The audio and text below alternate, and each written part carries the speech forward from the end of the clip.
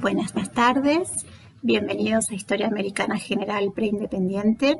Mi nombre es Valeria Siliberto, estaré a cargo del dictado de la materia junto con los profesores Diana Duarte, Andrea Rosas Príncipe, Antonio Galarza y los becarios adscriptos, los profesores Carolina Germinario y Diego Muñiz. Me parecía importante iniciar nuestro contacto añadiendo algunos comentarios a la información ya disponible en el aula virtual respecto a las cuestiones operativas vinculadas a esta nueva forma de cursada y sumarle una breve presentación, justificación del plan de trabajo docente de la materia. La modalidad de cursada de la asignatura se basa en la articulación de clases con distintas dinámicas de trabajo, clases teóricas, teórico-prácticas y prácticas. La carga horaria total asignada por el plan de estudios a la materia, que son 6 horas semanales, se distribuirá en actividades realizadas con mediación virtual adaptadas a los objetivos generales de la materia y a las características de dictado de cada uno de este tipo de clases. Entonces, las clases teóricas tendrán por objetivo presentar los aspectos clave de los procesos históricos comprendidos en cada eje temático. Vamos a abordar las perspectivas historiográficas a partir de las cuales se ha abordado su estudio, sus contextos de producción, los principales aportes, la evaluación crítica, junto al estado actual de la investigación al respecto. Las clases de trabajos prácticos se articulan temáticamente con las anteriores con el propósito de profundizar en el conocimiento de estos procesos a partir de estudios de caso, para integrar en el cuadro general las especificidades de las diversas experiencias coloniales y también para trabajar fuentes documentales vinculadas a cada una de las problemáticas abordadas. Con los profesores Rosas Príncipe y Galarza van a leer y analizar diversos tipos de fuentes para aprender también cómo trabajar con cada una de ellas. Los teóricos prácticos se ocupan de una temática especial como bibliografía clásica que renovamos cada año.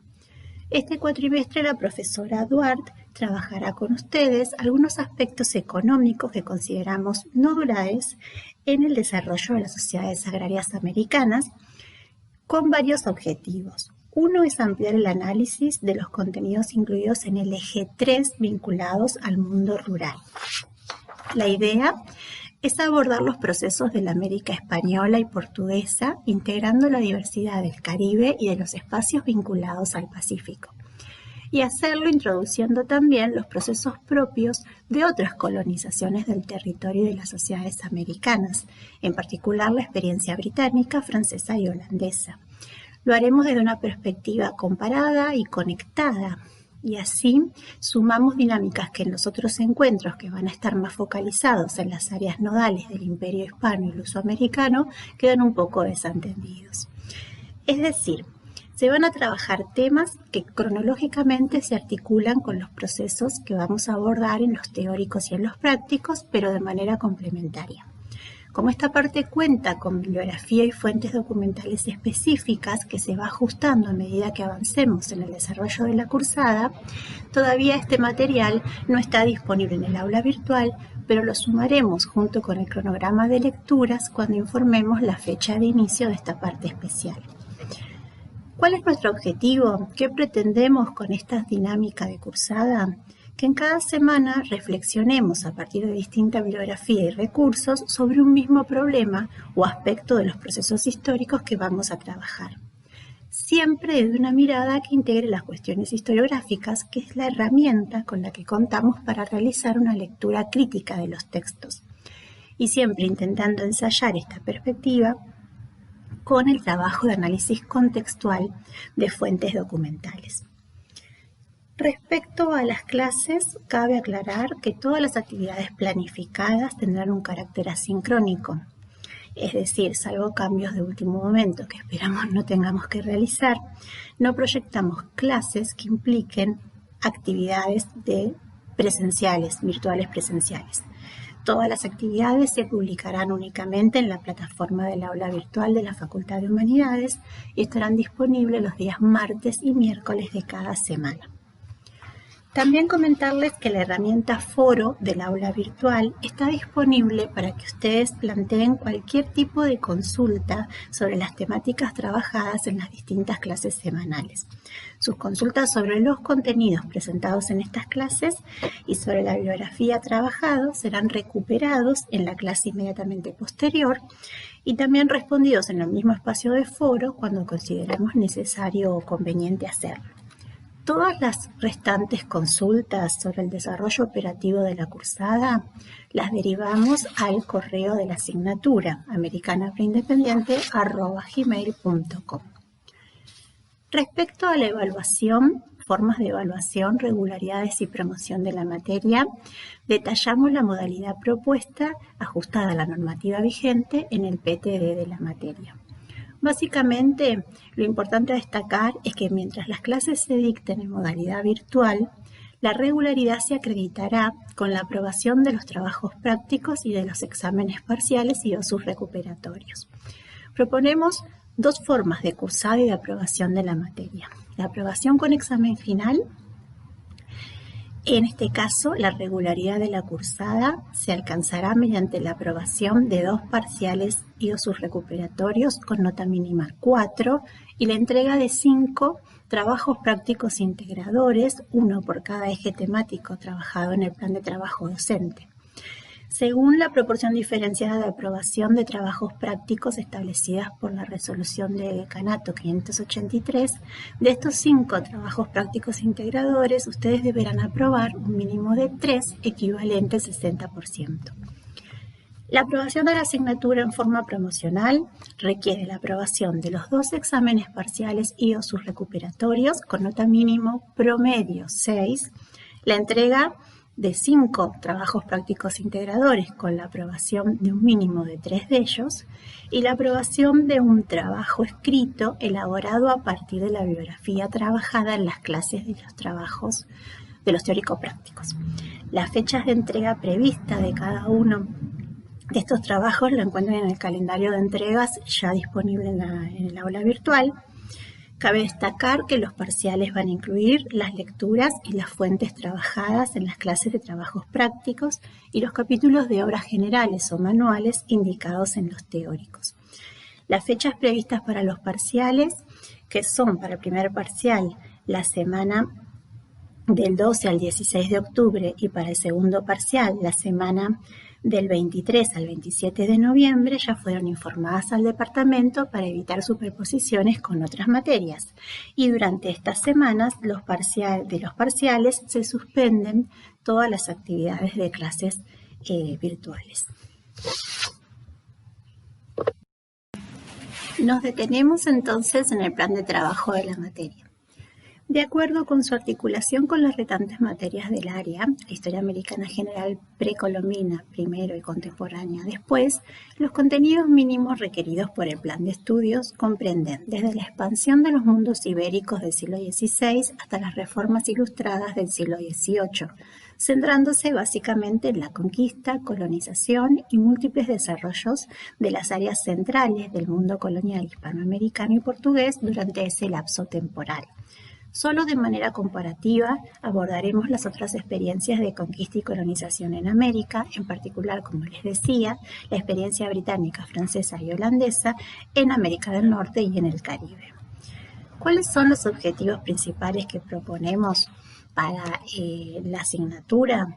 Básicamente, que ustedes comprendan los procesos sociales, económicos, políticos e institucionales clave en la configuración y desarrollo de las sociedades americanas coloniales, atendiendo siempre a las especificidades regionales, a las variables temporales y a sus vinculaciones con la historia mundial. Buscamos integrar los procesos relacionados a las experiencias coloniales portuguesa, británica y francesa en América desde un enfoque comparativo y conectado.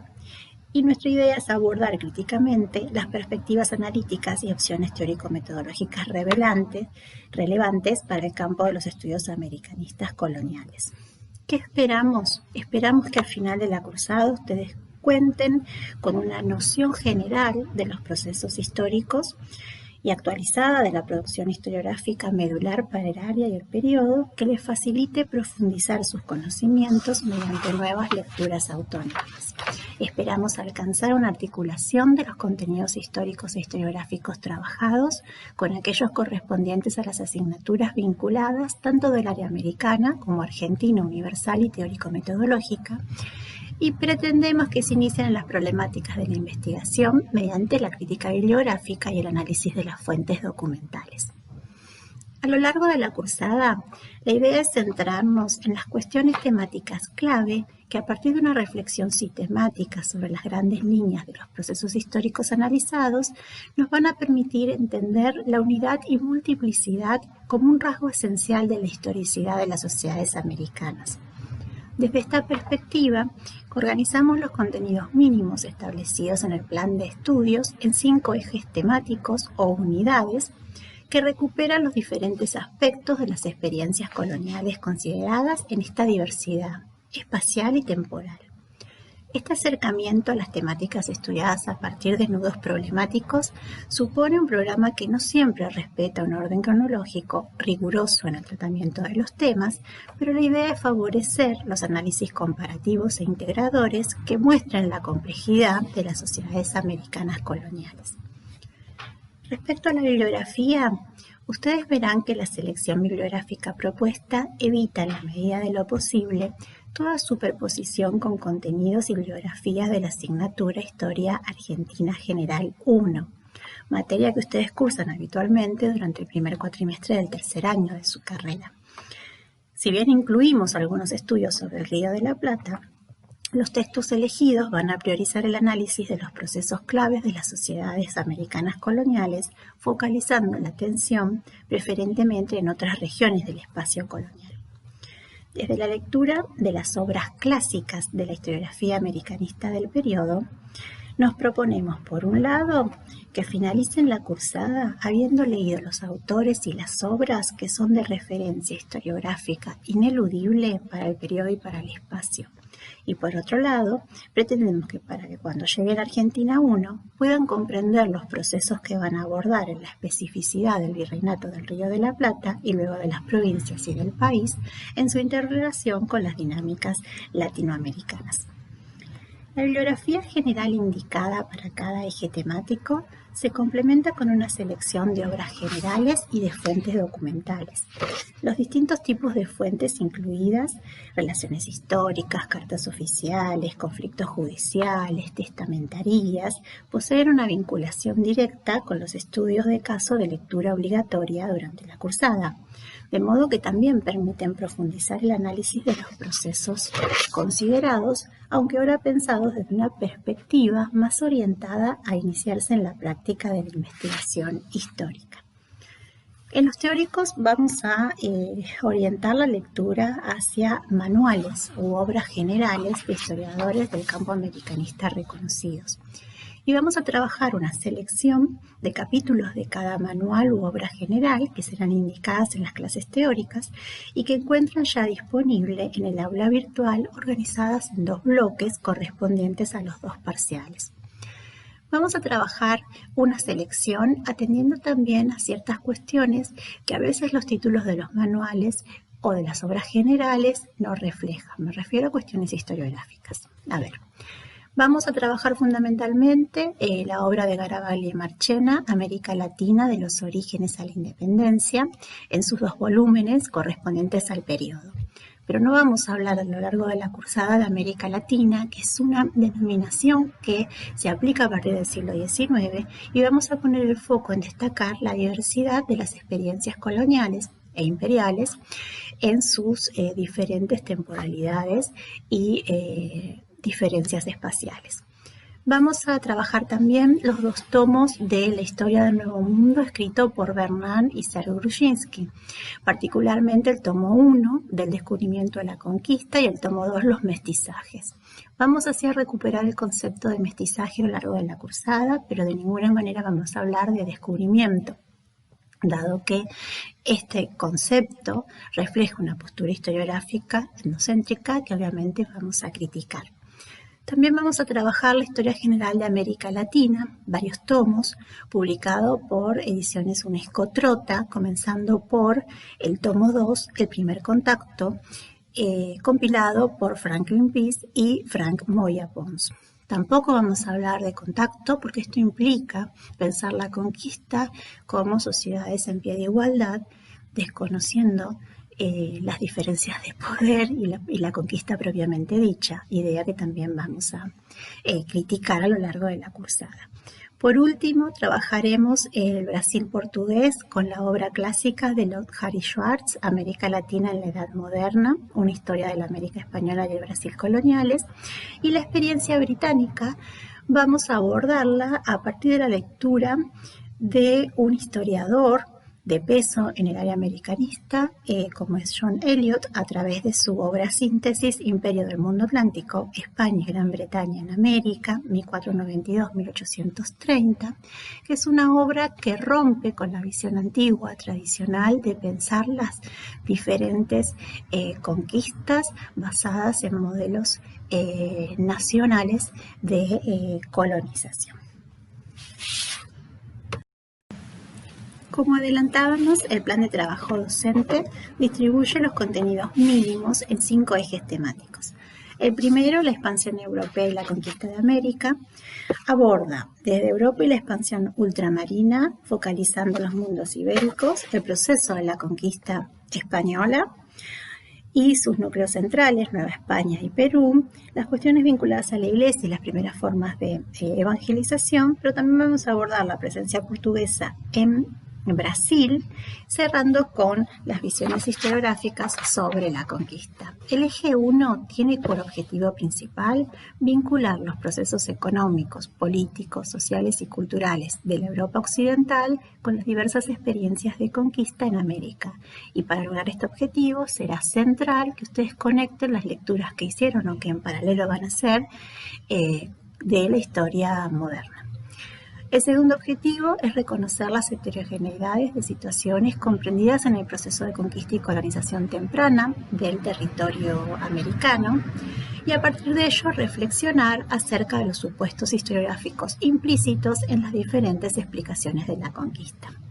El eje 2, conformación y consolidación del orden colonial, aborda ya el gobierno y la justicia colonial, analizando actores, instituciones y jurisdicciones. También se ocupa del desarrollo económico de este tipo de explotación minera en Nueva España y los Andes, fundamentalmente en el espacio peruano, y vamos a abordar las distintas estrategias implementadas por las sociedades indígenas para hacer frente a la coacción colonial. También nos vamos a ocupar de Brasil, donde vamos a abordar su desarrollo económico, que va de la explotación del palo Brasil al ciclo azucarero, y cerraremos con algunas consideraciones acerca del comercio colonial y el monopolio, considerando el siglo XVII en relación a la existencia o no de una crisis americana.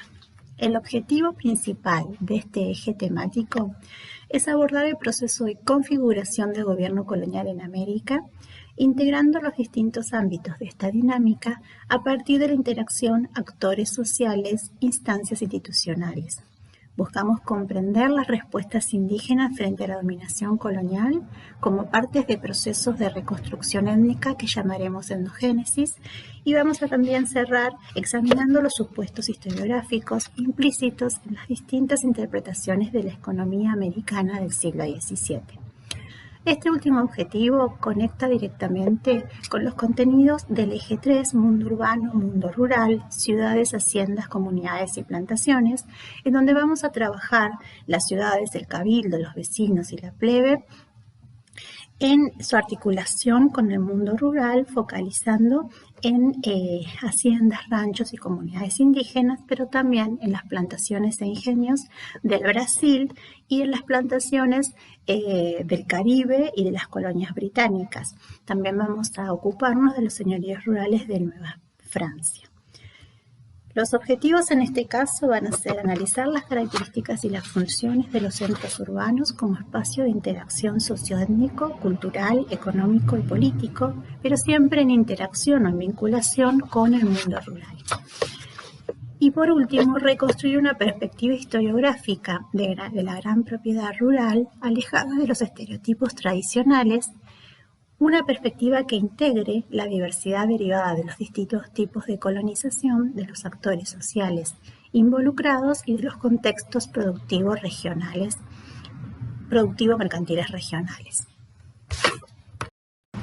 El eje 4, el siglo XVIII, reformas y rebeliones, contiene una caracterización del siglo XVIII iberoamericano focalizada en guerra, comercio y fundamentalmente la reorganización de los imperios coloniales. Vamos a hacer foco en Nueva España y el mundo andino, pero también vamos a analizar las reformas pombalinas en el espacio portugués. El segundo contenido importante de este eje 4 es el tema de la Gran Rebelión, que vamos a focalizar en el espacio andino con la Gran Rebelión de Tupac Amaru, pero que también vamos a considerar en relación a los levantamientos de los pueblos del centro y sur de México. El objetivo central va a ser interpretar las rebeliones e insurgencias del siglo XVIII como resultado de crisis coyunturales en el marco de tradiciones, discursos y prácticas políticas compartidos por los distintos actores sociales e institucionales involucrados. Y vamos a revisar los enfoques historiográficos subyacentes a las distintas interpretaciones de las rebeliones indígenas del siglo XVIII. Este objetivo también conecta directamente con el último eje del plan de trabajo docente, el eje 5, monarquías, élites y gobiernos, la reformulación del vínculo colonial, en el que vamos a pensar los fundamentos del poder monárquico en relación a los cambios que trae el siglo XVIII con el absolutismo ilustrado, y vamos a ver la transición de un poder que se piensa como monarquía católica a un absolutismo ilustrado, y vamos a vincular absolutismo y modernidad, reformas e independencias, repensando la cuestión colonial. En este último eje del plan de trabajo docente, pensamos reconstruir las prácticas socioeconómicas de las élites hispanoamericanas del siglo XVIII en sus lógicas y prácticas de relación con la corona y con el gobierno colonial. Vamos a relacionar las ideas del absolutismo y la modernidad con las modificaciones y luego la ruptura del pacto colonial, y vamos a repensar los supuestos historiográficos que fundamentaron las distintas interpretaciones sobre la naturaleza del vínculo colonial. Como ven, el PTD integra distintas miradas historiográficas sobre los procesos estudiados, articulándolas según su aporte a la comprensión de cada temática específica abordada. De allí mi interés en cerrar esta breve presentación bosquejando un también breve esquema de los principales enfoques o perspectivas historiográficas de impacto en el estudio de la historia americanista colonial.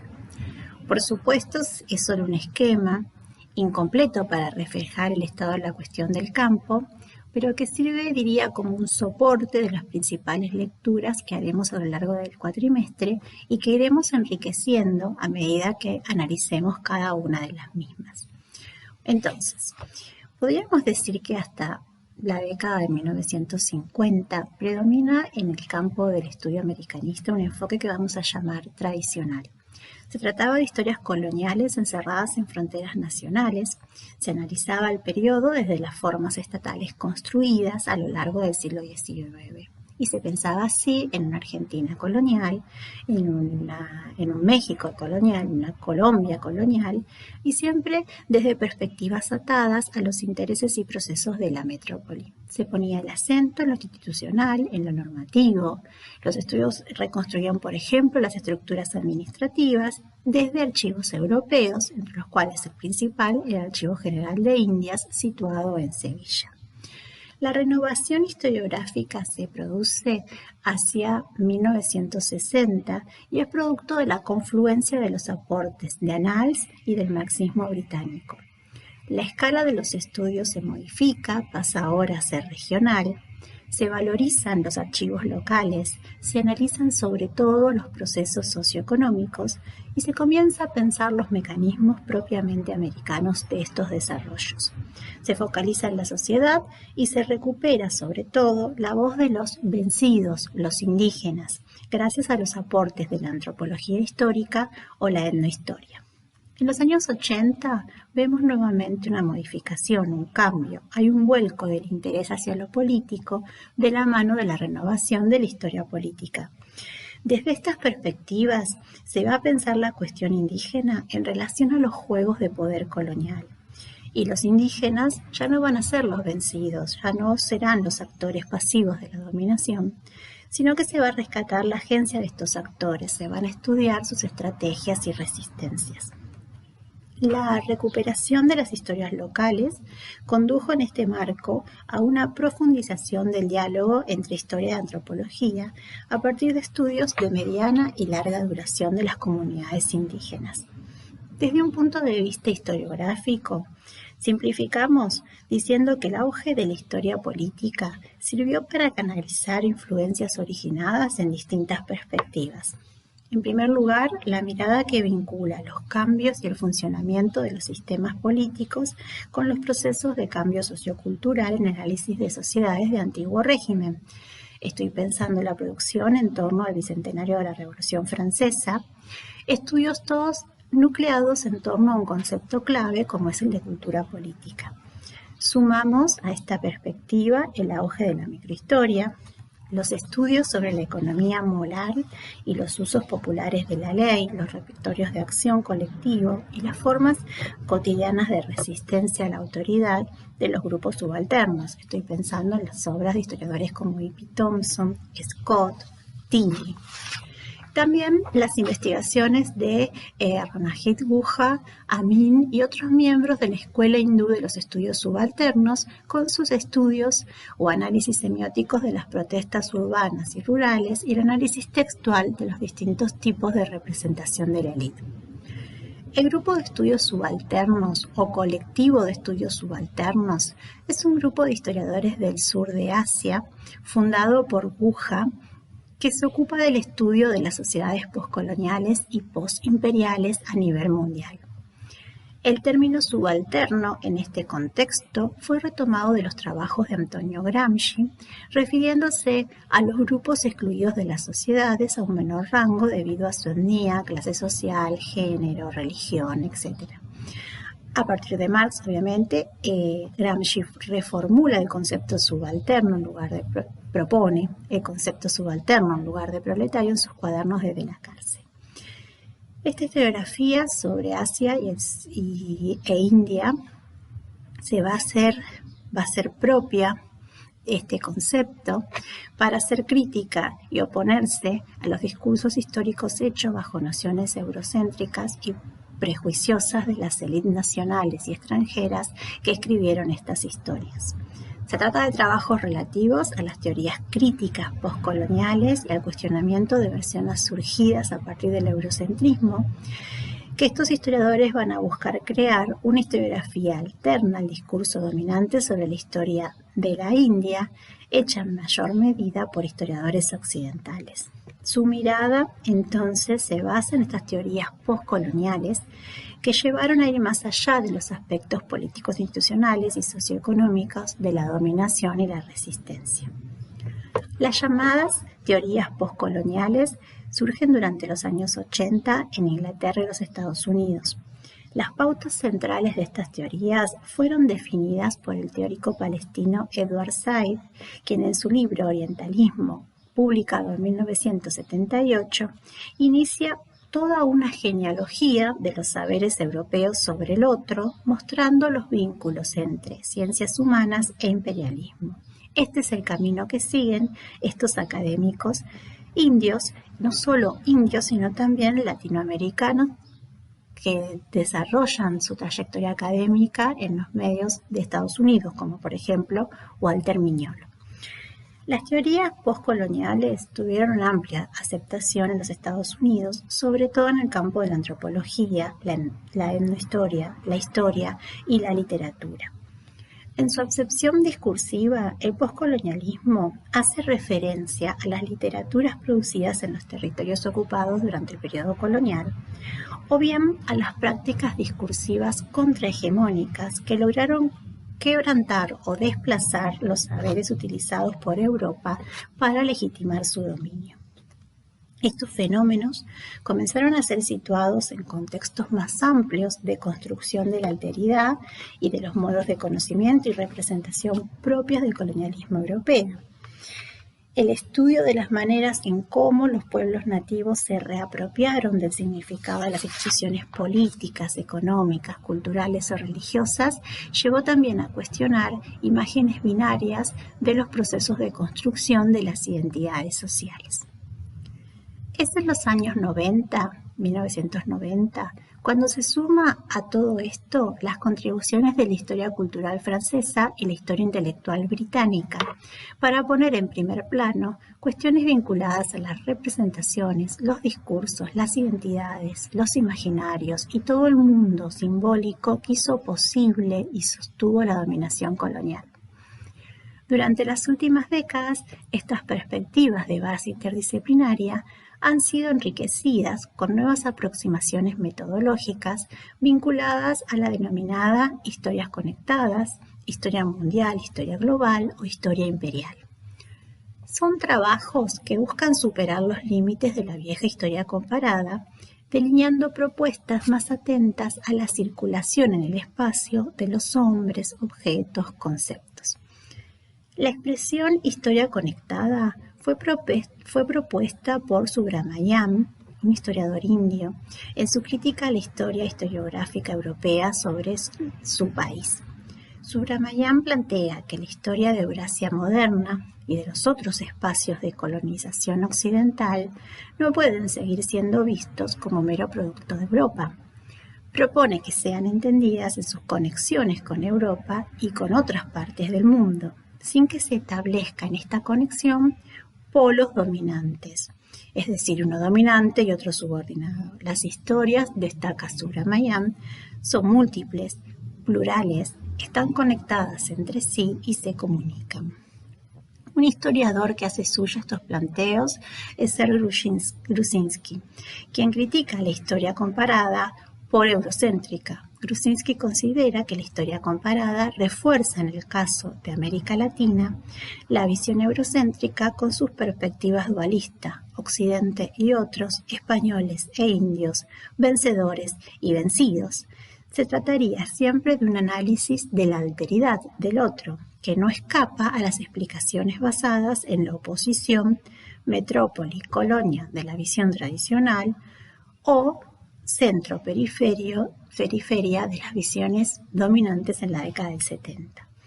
El camino sería entonces trabajar con historias conectadas. Estas historias conectadas dan mucho valor a las mediaciones, a los mediadores que pueden realizar las conexiones y fundamentalmente al mestizaje. La misma noción de mundo globalizado supone no solamente la idea de una integración a escala mundial, sino también la existencia explícita o implícita de un proceso que lleva a esa situación. La mundialización aparece así como la vinculación de fenómenos a escala planetaria que los vuelve, digamos, interdependientes, o es vista como el resultado de toda una serie de procesos que fueron integrando al mundo desde los inicios de la época moderna, desde la conquista misma de América específicamente. Tomaremos entonces la noción de mundialización, pero atendiendo a que esta noción no puede ser en ningún caso considerada como un proceso homogéneo, pese a su supuesto carácter único. Según los dominios analizados, veremos que nos encontramos frente a dinámicas muy diferentes. Tomaremos la noción de mundialización, pero lo haremos entendiendo que sería poco conveniente descuidar las relaciones de fuerza que explican que los actores sociales, las ideas y los objetos culturales no se encuentran en un mismo pie de igualdad en lo que refiere a su capacidad de circulación. Entonces, contextualizaremos estas circulaciones atendiendo a las dinámicas propiamente americanas, sin por ello descuidar sus vinculaciones globales. Con estas perspectivas iniciamos entonces la primera semana de cursada virtual, focalizando nuestra clase en el primer tema del eje 1, la expansión europea y la conquista de América.